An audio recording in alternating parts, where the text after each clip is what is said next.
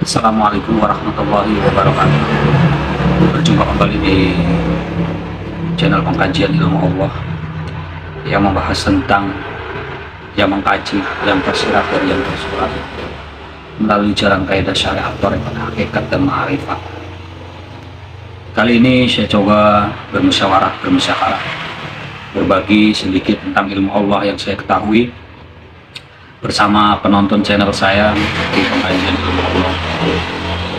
Ya, jadi agama itu semua mengajarkan kebaikan. Semua agama itu mengajarkan kebaikan. Tidak ada agama yang tidak mengajarkan pada kebaikan. Patuh kepada kitab yang dibawa oleh nabinya. Seperti Hindu, dia tunduk taat kepada ajaran agamanya. Ada nabinya juga.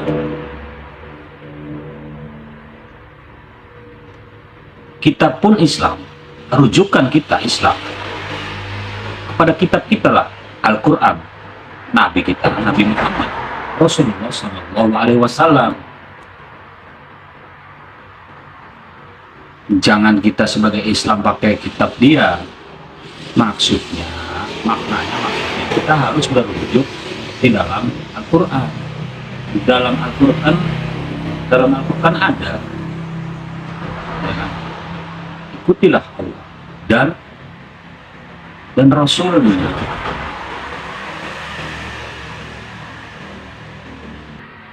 Jadi apabila kamu tidak berjumpa dengan Rasul, jumpalah Nabi. Apabila tidak berjumpa dengan Nabi, ada tabiin, warasatul anbiya, ulama, ada ustadz, ada guru-guru, yang mana guru-guru ini sanadnya kepada Nabi, kepada Rasul.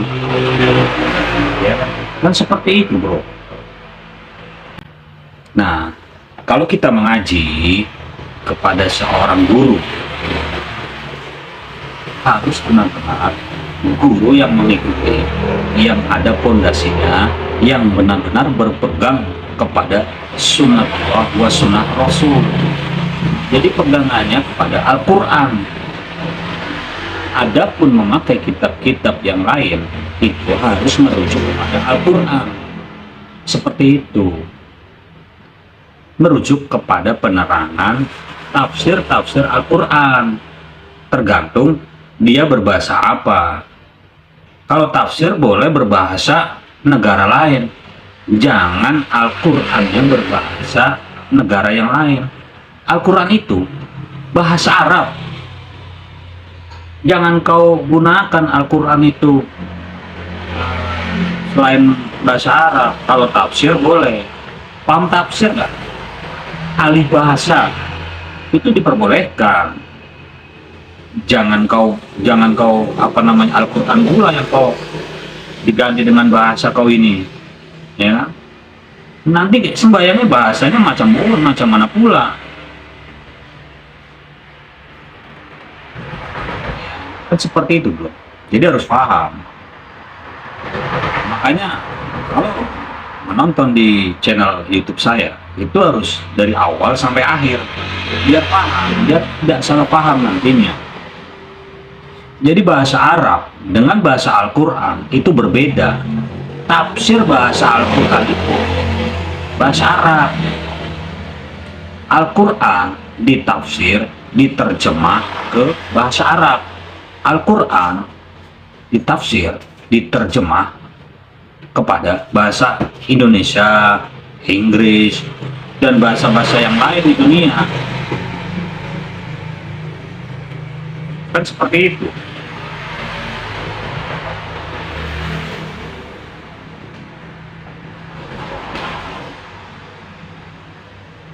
Boleh kalau namanya tafsir, bahasa Jawa bisa, Makassar, ya kan.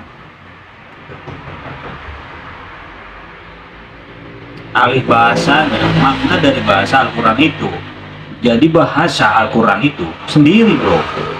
Al-Quran bukan bahasa Arab, bahasa Al-Quran lah. Ditafsirkan, diterjemahkan bahasa Arab, bukan Al-Quran itu bahasa Arab. Itu tafsirnya. Al-Quran itu bukan bahasa Arab, itu tafsirnya.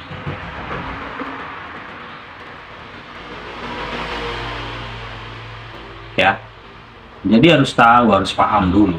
Jadi memang Al-Quran ini diturunkan di tanah Arab, tetap bahasa Arab itu mengikuti bahasa Al-Quran. Bahasa Arab itu mengikut bahasa Al-Quran, bukan bahasa Al-Quran yang mengikuti bahasa Arab. Arab itu mengambil bahasa Al-Quran. Arab itu mengambil dari bahasa dia, dari bahasa Al-Quran. Jadi adanya bangsa Arab itu dari Al-Quran. Bunyi Arab ini dari bunyi Al-Quran. Itu yang benar, bro. Kan duluan Al-Quran daripada Arab. Kan logikanya begitu. Ya kan? Jadi mana dulu? Al-Quran dulu atau Arab dulu yang ada? Sebab apa? Sebab Al-Quran ini bahasa Tuhan. Ya pastinya bahasa Tuhan dulu lah daripada bahasa Arab. Tidak ada bahasa Arab dulu. Jadi intinya bahasa Al-Quran dulu baru ada bahasa Arab. Terus bahasa-bahasa lainnya. Kalamullah. Itulah. Ya. Ini yang kadang orang namanya berdebat. Saling benar membenarkan. Tafsirnya bilang paling benar. Ini tafsir lama, kitab ini yang benar. Yang benar itu Al-Quran. Kalau kamu tahu.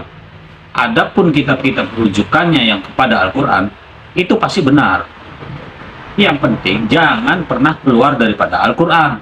Adapun penafsirannya, adapun Al-Quran ini ditafsirkan dengan ilmu syara, ilmu torekot, ilmu hakikat, makrifat, alam, fikih, ilmu syahadat, sholat, tasawuf, semuanya tauhid.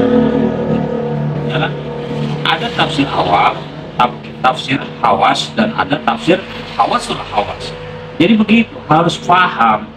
Jadi kalau Al-Quran ditafsirkan oleh orang awam, ya ikut orang awam.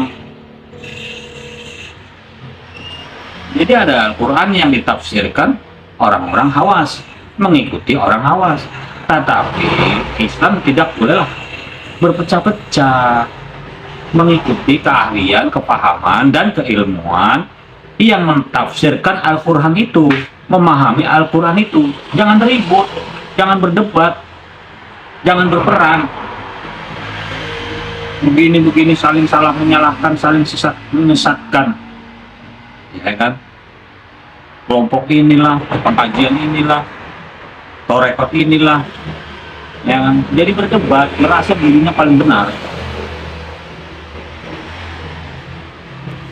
Kan berbeda. Kehidupan hawasul hawas itu berbeda. Kelompok, golongan, tingkatan, tahapan, peringkat. Manusia ini kan berperingkat-peringkat, bro. Ada tingkatannya. Seperti nafsu amarah, nafsu lawama, malhama, mutmainnah, rodiyah, mardiyah, kamilah. Ini kan harus paham dulu. Manalah maksudnya tidaklah sama. Tidak sama peringkat amarah dengan peringkat mutmainnah. Orang yang di peringkat amarah itu mengikuti nafsu amarahnya. Seseorang yang peringkat mutmainnah mentafsirkan Al-Quran dengan nafsu mutmainnahnya. Orang yang ahli syariat tidak sama dengan orang hakikat menafsirkan Al-Quran. Itu pasti berbeda. Jadi gak usah ribut. A'udzubillahi minasyaitonir rajim. Bagi orang syariat, aku berlindung daripada godaan syaitan yang terkutuk. Orang hakikat nggak seperti itu menafsirkannya. Itu ilmu syariat yang tadi saya bilang. Jadi orang hakikat bagaimana menerjemahkannya? Ya mengikuti keilmuan kepahaman orang hakikat, tergantung kepemahaman keilmuan masing-masing, nggak perlu ribut. Dan bagi seseorang yang belajar syariat, torekot, hakikat, ma'rifat, kalam, dan lain-lainnya, nggak pernah ribut. Jadi sudah pernah menjalani semua. Waktu saya di syariat, tafsirnya seperti ini. Waktu saya di torekot, tafsirnya seperti ini. Waktu saya duduk di hakikat juga tafsirnya seperti ini. Cukup Al-Quran itu luas, smart, berperingkat-peringkat. Semuanya benar. Orang syariat mentafsirkannya yang mengikuti keilmuan syariat. Jadi semua mengikuti kepemahaman masing-masing. Seperti itu, bro. Di Al-Quran itu kan ada orang awam, ada orang hawas, ada orang hawas peringkat nabi, peringkat wali. Ada semua di Al-Quran. Orang-orang durjana, Abu Lahab, Fir'aun, ada semua di situ. Korun juga ada. Iblis pun juga ada di Al-Quran itu.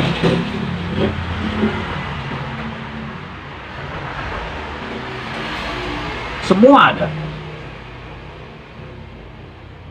Mau apa di Al-Quran? Ada semua di situ, bro. Pengkhianat pun ada. Yang pura-pura jadi wali pun ada. Pura-pura jadi guru ada.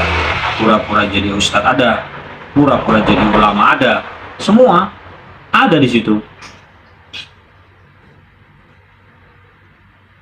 Jadi bagaimana kalau kita mengetahui yang sebenar-benarnya? Jadi ketahuilah tanda-tandanya. Tanda yang benar kan ada, tanda yang salah kan pun ada. Allah kasih petunjuk tanda yang benar, tanda yang salah itu ada. Tanda kewalian, kenabian, kewalian, tanda orang baik, tanda orang jahat, tanda tanda orang penipu ada, tanda orang yang ingkar ada, tanda mau meninggal pun ada, mau beranak pun ada, tanda mau malam pun ada. Semua Allah jadikan dalam Al-Quran itu ada semua ciri khas. Jadi tanda yang benar itu ada, bukan susah. Mau lihat yang baik dan mana yang salah, yang buruk dan yang benar itu tidak susah. Mana contohnya? Mana contoh yang baik? Nabi kita lah, Nabi Muhammad. Contoh Usmatun Hasan. Contoh yang buruk pun ada. Fir'aun. Paham kau? Gak perlu susah cari tanda. Kita mau duduk di mana? Contoh yang baik ada, manusia yang disempurnakan ada, manusia yang ditunjuki, yang sayang, yang dikasihi, kekasih Allah, Habibullah, Karimullah, Waliullah, Hakum, Rasulullah. Mana manusia yang dilaknat? Fir'aun. Fir'aun laknat. Ada nggak pengikutnya? Ada. Fir'aun. Ada pengikut Nabi? Ada. Begitu juga syariat Rasulullah, tarekat Rasulullah, hakikat Rasulullah, makrifat Rasulullah.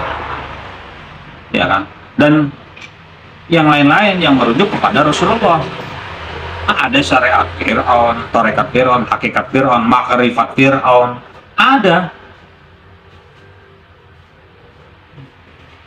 Ilmu Fir'aun pun ada. Kenapa harus susah? Tinggal kita mau yang mana. Kan seperti itu, bro. Jalan yang baik itu satu. Jalan yang tidak baik pun satu. Kita mau masuk ke golongan Nabi, kita mau masuk kepada golongan-golongan hamba Allah yang ridho dan diridhoi.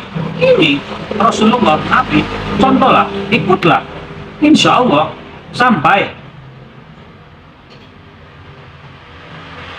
Orang Nasrani, Kristen, Buddha, Hindu, dia ikut Nabi dia ikut cara Nabi dia, Nabi yang menunjuki jalannya.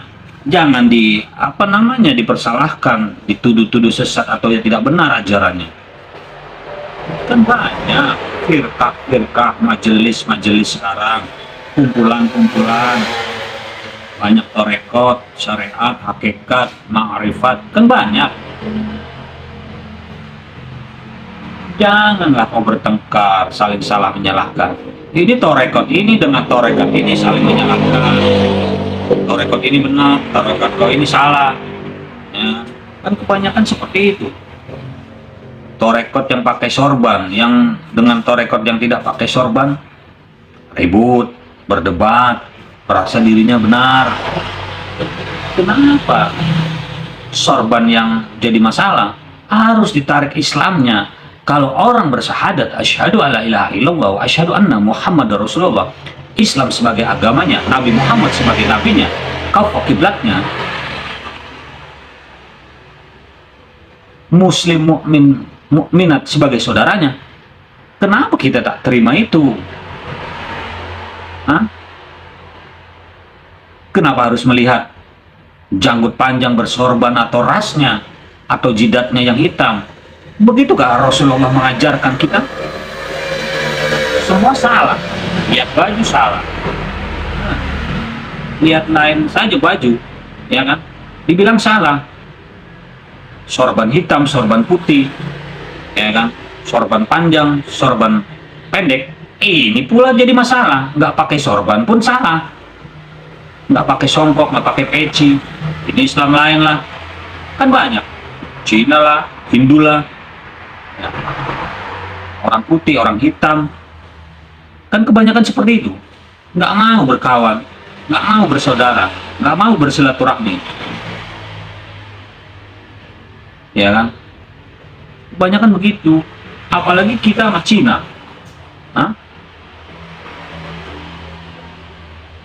Kayak gitu bro, janganlah kau begitu.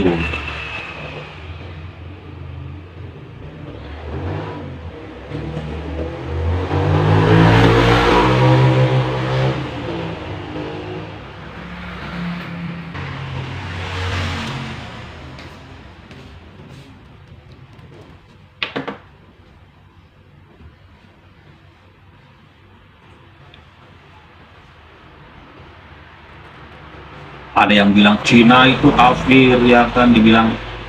Apakah Cina tidak ada Islam? Ya kan? China bikin masjid, ikut Cina lah, cara Cina, kaidah Cina. Dia buat masjidnya warna merah, dia suka warna merah, warna kegembiraan menurut Cina. Kursinya merah, ya kan, bajunya merah. Kayak saya nih, ya, saya bukan Cina, seorang Jawa, ya kan. Kan kayak gitu bro, semua mengikuti kepahaman, keilmuan, kaidah, berbeda-beda, tetapi tujuannya satu. Itu paham ya sampai sini ya? Jadi semua ikut kaidah dia, adat istiadat dia, ikuti cara dia. Kalau Cina nggak ada masjid macam kita, bangunannya berbentuk ya Cina. Kalau kita kan kubahnya kubah Melayu, kubah Asia. Kalau di Cina sana mana ada kubahnya bulat? Sudah tradisi dia, adat dia. Tapi kalau di Nigeria, coba kau tengok, kau lihat, sama nggak sama di Indonesia? Nggak boleh dibilang ilmu Islam apa namanya, inilah itulah, ya kan? Nggak sah dibilang. Ribut aja kerjaan, salah menyalahkan. Ini jadi orang-orang pikiran yang nggak smart, cetek ilmunya. Masuk rumah Cina, masuk toko Cina, lihat apa namanya warung makan Cina, masuk nggak boleh. Lihat Cina pun nggak boleh. Berkawan pun, bersahabat dengan orang Cina nggak boleh, haram dibilang. Ya Allah, ya Rasulullah. Apakah Cina nggak ada Islam? Jadi inilah yang bikin berdebat, inilah yang bikin ribut. Kadang-kadang orang India pun ada Islam, orang hitam juga ada Islamnya. Bermusuhan saja, hati busuk, hati rusak, pikiran iri, dengki, selalu salah di matanya, ya kan? Jadi nggak habis-habis, selalu dibilang kafir orang gitu. merasa dirinya paling benar. Kayak gitu. Yang kafir, lain daripada Islam dipanggil kafir, dibilang. Jadi bagaimana ada seorang ustadz, ada seorang ulama yang dia ini mualaf, yang ayah ibunya dulu itu bukan Islam, dia pergi masuk Islam, dia memeluk agama Islam,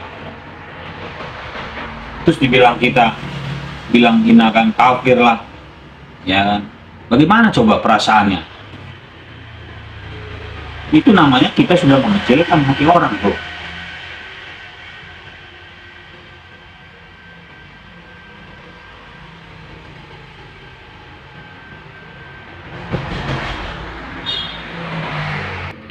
Jadi Islam kan ajaran yang paling benar. Islam kan ajaran yang mengajarkan kasih berkasih, tolong menolong, bantu membantu, ya kan kayak